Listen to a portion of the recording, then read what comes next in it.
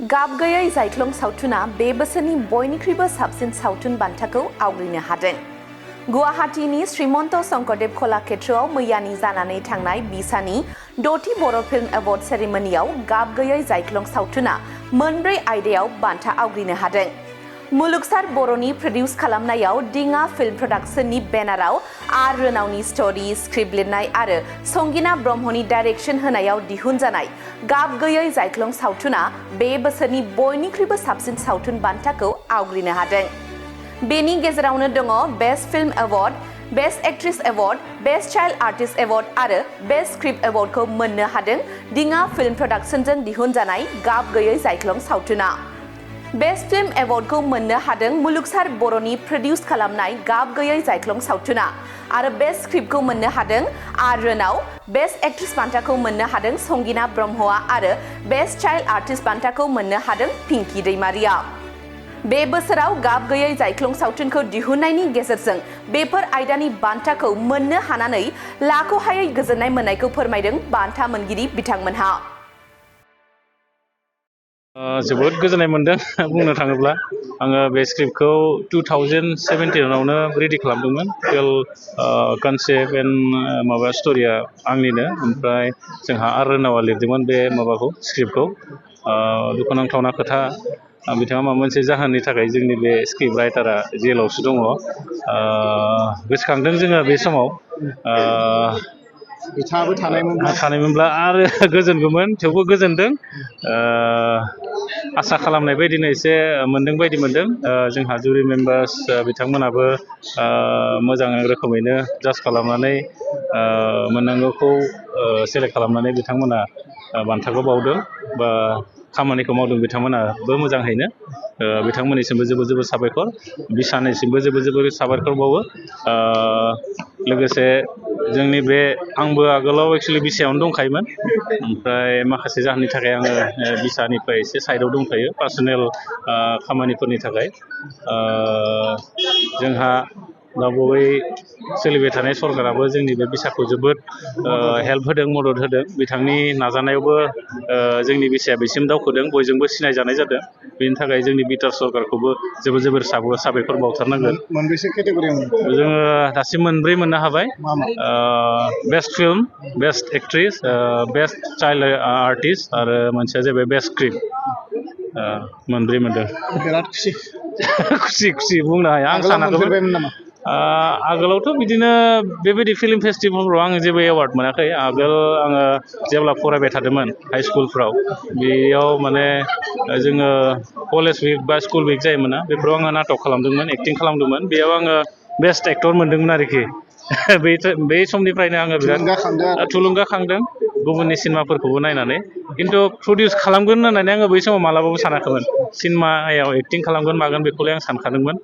बेसिम सफैबाय आरो दायो साननानै। आरो नेक्स्ट इयाराव मा फिल्म फैबावगोन? फैगोन डेफिनेटलि। जोङो थाबैनो माने प्लेनिं खालामखादों। जोंहा स्क्रिप्ट राइटारा दहायनो बुंखाबाय जेलाव दङ बिथाङा, दुखुनांथावना बाथ्रा।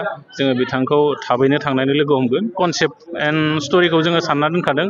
जोंहा संगिना बिथाङानो सानदों बे कनसेप्टखौ। थाबैनो बेबो फैगोन। राजानि अनसायनाय आरो बिजिरगिरिफोरनि नोजोरावबो नोंथांमोना अनसायनाय मोनदों। बे समाव नोंथाङा माबायदि सेटिसफाइ? आङो बुंनोनो रावानो गैला। आङो जोबोद गोजोननाय मोनदों आरो आङो आंनि गोरबोनिफ्राय गोसोनिफ्राय आङो जुरि मेम्बार्स आरो बिथांमोननिसिम जोबोद साबायखर बावो जे आङो बे एवार्डखौ मोननो हादों नोंथांमोननि अननायाव, नोंथांमोननि बिजिरनायाव।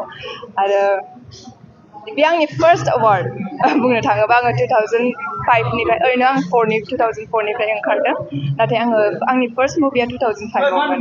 ओमफ्राय बहुद बोसोरनि उनाव दिनै आंनि बे फार्स्ट मुभि, फार्स्ट डिरेक्सन खालामनायजों लोगोसे दा आङो बे बेस्ट एक्ट्रेस हिसाबै आरो बेस्ट मुभि हिसाबै आङो बे मुभिखौ एवार्ड मोननो हादों। बेनि थाखाय आं जोबोद गोजोननाय मोनदों। थेंक इउ स' माच वान्स मर। नोंथांमोना बेसेबांसो खरसा खालामदोंमोन बे फिल्मनि? बेयावना बेखौथ' प्रडिउसारासो एसे मिन्थिसिगोन, आं बारा मोजाङै मिन्थिजोबा फाइनान्सियेल माबाफोरखौहाय। ओरैनो बेबायदि बान्था मोनगोन होननानै फोथायनाय दंखायोमोन नामा?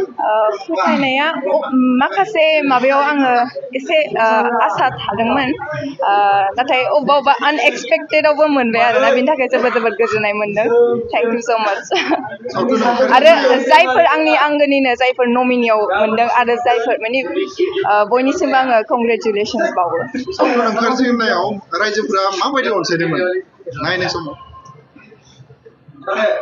बयबो माने साइलेन्स सिरियास बयबो माने ओरैबायदि सिरि जाजोबदोंना जोङो जेला प्रिमियाराव थांदों आरो मोनसे श'आव थांबावदोंमोन माने बयबो माने ओंखारलाङाखै आरोना सिरियास सिरि जानानै नायजोबदों बे मुभिखौ चाइल्ड आर्टिस्टखौनो एवार्ड मोननो हादों माबायदि खुसि?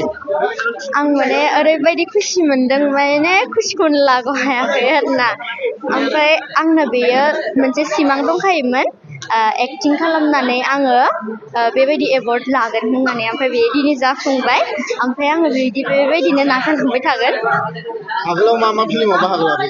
आंना बेनो फार्स्ट टाइम ओमफ्राय संस एलबाम्स दङ ससे ओरैनो नों दा मा फरायगासिनो? आं क्लास 9आव बबे स्कुलाव? UN एकाडेमि खैराबारियाव। मा मुं नोंनिया?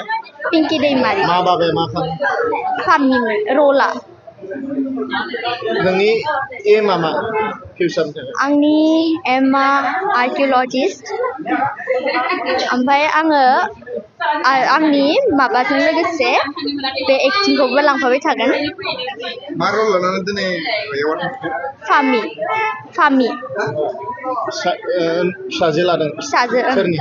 फैसालि बै संगिना आइनि फिसाजो। मा फिल्ममोन? गाब गैयै जायख्लं सावथुन। नोंनि मुङा मा मुंमोन? आंना पिंकि दैमारि ओमफ्राय बेहाय रला जादोंमोन फामि।